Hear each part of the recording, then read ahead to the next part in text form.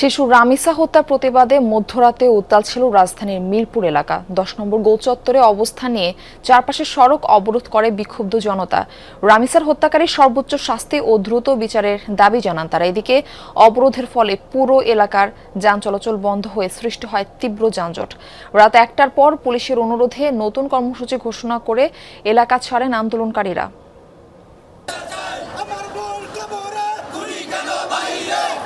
এই স্লোগান শুরু হয়েছিল বৃহস্পতিবার সন্ধ্যায়।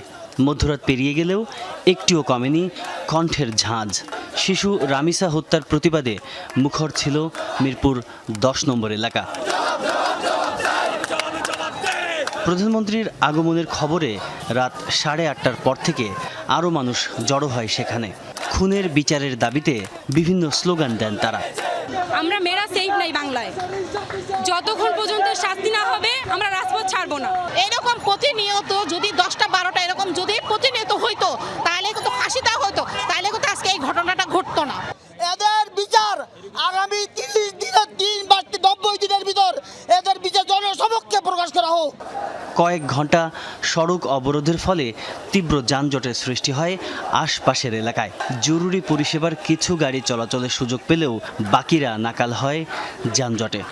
আমরা হত্যার বিচার আমরা চাই, অবশ্যই চাই, কিন্তু তার মানে তাই না যে এই এত হাজার হাজার গাড়ি রাস্তায় চারপাশে বন্ধ করে তুই আমরা এই বিচার চাই। 10 নম্বরে যে সামনে মিরপুর কমপ্লেক্সে হয়তো 8:30টার দিকে আটকাইছি, এ পর্যন্ত এইভাবেই পড়ে আছি।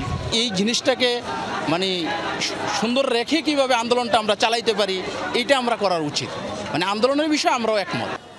রাত 1টার পর যান চলাচল শুরু করতে উদ্যোগী হয় পুলিশ। দফায় দফায় আলোচনার পর নতুন কর্মসূচি দিয়ে মাঠ ছাড়েন বিক্ষোভকারীরা।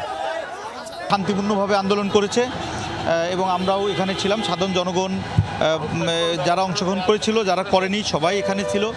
তো যারা আজকে আন্দোলন করা অবস্থায় গাড়ি ছেড়ে দিয়েছে আন্দোলন স্থগিত করে আজকের মতো, এবং আমরাও এটার বিচার চাই, তাদের সাথে একত্রতা প্রকাশ করছি। গত মঙ্গলবার সকালে পল্লবীর একটি ভবনের 3য় তলার ফ্ল্যাট থেকে শিশু রামিসার মরদেহ উদ্ধার করে পুলিশ। আইন শৃঙ্খলা বাহিনীর তৎপরতায় ওই দিনই গ্রেফতার করা হয় মূল অভিযুক্ত সোহেল রানাকে। তাজ নূর ইসলাম, যমুনা নিউজ, ঢাকা।